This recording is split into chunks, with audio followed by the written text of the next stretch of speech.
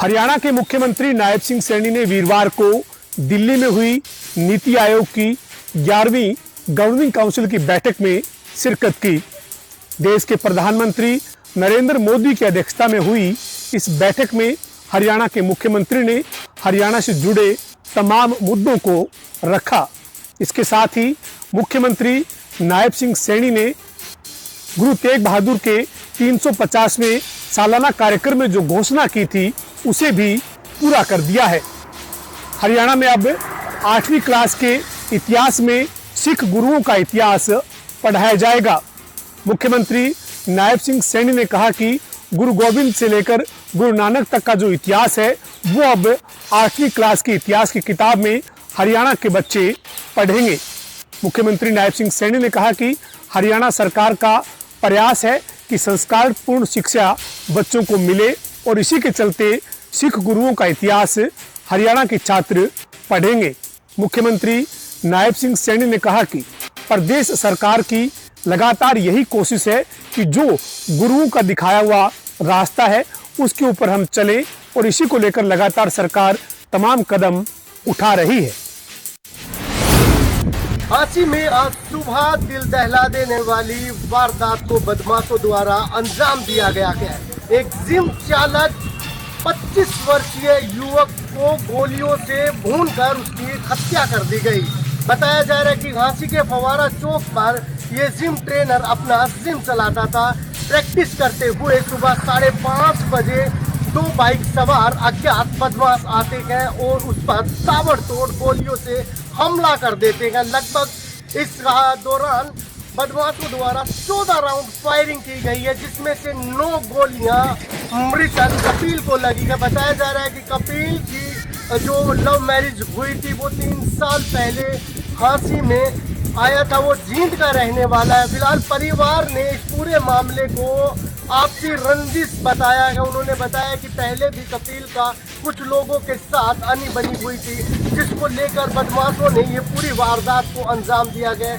वहीं इस मामले में झांसी के एसपी विनोद कुमार का कहना है कि आज सुबह जो घटना हुई है ये वाकई ही दिल दहला देने वाली घटना है। उन्होंने बताया कि जो वेपन इस वारदात में यूज किया गया है वो 45 बोर का वेपन है। पहली बार किसी वारदात में ऐसा आधुनिक तरीके का वेपन बदमाशों द्वारा यूज किया गया। फिलहाल जो पुलिस है इस पूरे मामले की जांच कर रही है। मामले को प्रेम प्रसंग जो लव मैरिज है उससे भी जोड़कर देखा जा रहा है। कहीं ये हॉरर किलिंग तो नहीं है, साथ ही या फिर गैंगवार तो नहीं है। पूरा मामला एसपी ने बताया कि अलग अलग टीमें गठित कर इसकी जांच चल रही है। फिलहाल बता दें कि पूरा मामला सीसीटीवी में कैद हो चला गया।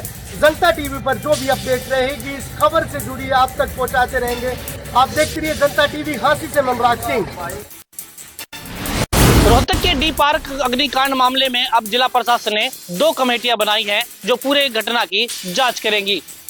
जिला उपायुक्त सचिन गुप्ता ने बताया कि एडीसी नरेंद्र कुमार की अध्यक्षता वाली कमेटी नुकसान का आकलन करेगी कि आखिर कितना नुकसान हुआ है। उसके बाद ज्वाइंट कमिश्नर भूपेंद्र की कमेटी जांच करेगी कि आग लगने का आखिर कारण क्या है। उसके बाद दोनों ही कमेटियां अपनी रिपोर्ट जिला उपायुक्त को सौंपेंगी। उसके बाद आकलन किया जाएगा कि आखिर व्यापारियों का कितना नुकसान हुआ है और बिल्डिंग डैमेज हुई है या कौन सी बिल्डिंग बची हुई है। उसके बाद ही व्यापारियों को मुआवजा दिया जाएगा। हालांकि मुख्यमंत्री नायब सिंह सैनी ने मृतकों को 10-10 लाख रुपए मुआवजा देने की घोषणा पहले ही कर दी है।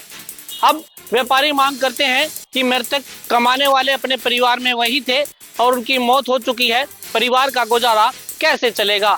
इसीलिए व्यापारियों का कहना है कि मृतकों के परिवार में से एक को नौकरी जरूर दी जाए ताकि उनका परिवार का पालन पोषण हो सके।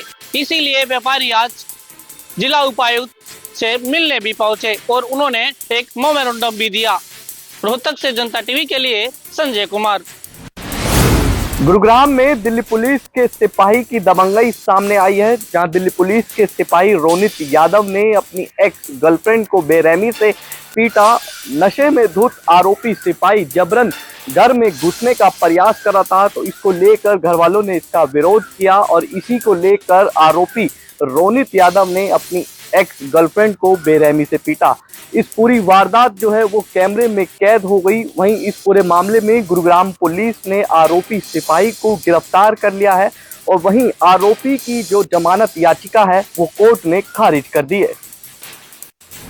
पुलिस ने शराब तस्करों पर बड़ी कार्रवाई की है और जिस प्रकार से दिल्ली पुलिस को जानकारी मिली कि उन्हें एक गुप्त सूचना मिली थी कि एक पिकअप गाड़ी में भारी मात्रा में शराब भरी हुई है और गुप्त सूचना के आधार पर ही जब पुलिस ने एक पिकअप गाड़ी की तलाशी ली तो उसके अंदर से भारी मात्रा में शराब मिली और जहाँ तक आंकड़ा सामने आया कि 62 पेटियों के करीब शराब थी, जिसमें एक लो क्वालिटी की शराब थी जो जिसका ब्रांड है डिस्काउंट के नाम से था और उसको सस्ती रेट में जींद के अंदर बेचा जा रहा था। और जब दोनों लोगों से उस शराब के बारे में पूछताछ की गई तो वो कोई भी संतोषपूर्ण जवाब नहीं दे पाए। जिन पुलिस ने दोनों युवकों को गिरफ्तार कर लिया और जब इनकी गाड़ी का कागज भी तय किए तो जो गाड़ी है वो दिल्ली के नाम से गाड़ी थी, लेकिन उसका जो नंबर प्लेट है वो हरियाणा के नाम से जनरेट किया गया था। दोनों युवकों से जब गहनता से पूछताछ की तो सामने आया कि जो दोनों युवक है वो शराब को चंडीगढ़ से लेकर आए थे और उनको हिसार, जींद और कैथल के रास्ते से पहुंचाने का उनका मकसद था। उसके बाद से दिल्ली पुलिस ने उन दोनों आरोपी से एक और जो तीसरा आरोपी है उसका नाम जब सामने आया तो जींद पुलिस ने तीसरे आरोपी को भी पकड़ने का काम किया है। अब जींद पुलिस ने नशा तस्करों पर यह बड़ी कार्रवाई की है और आगे कार्रवाई शुरू कर दी है। अब देखने वाली बात हुई कि जो नशा तस्कर हैं वो इससे पहले हरियाणा में कहां पर सप्लाई जो अवैध शराब है उसकी किए जा चुके हैं। उन सभी तमाम बातों पर जो जिन पुलिस है वो आगामी दिनों में बड़ा खुलासा करेगी। पानीपत के गांव डिकाडला में तेज रफ्तार स्कॉर्पियो ने स्कूटी को मारी टक्कर, स्कूटी पर सवार 3 लोगों की मौत। बता दें कि देर रात स्कूटी पर सवार होकर 3 युवक गांव की तरफ जा रहे थे, वहीं तेज रफ्तार स्कॉर्पियो ने तीनों को टक्कर मार दी, जिसमें 2 की मौके पर ही मौत हो गई जबकि एक के इलाज के दौरान मौत हो गई। वहीं तीनों के शवों को पोस्टमार्टम के लिए पानीपत के सिविल अस्पताल में रखवाया गया।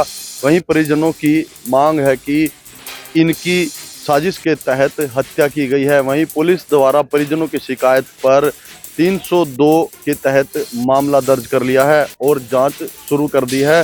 तीनों के शव का पोस्टमार्टम कर शव परिजनों को सौंप दिया गया है। पानीपत से जनता टीवी के लिए अनिल सैनी की रिपोर्ट।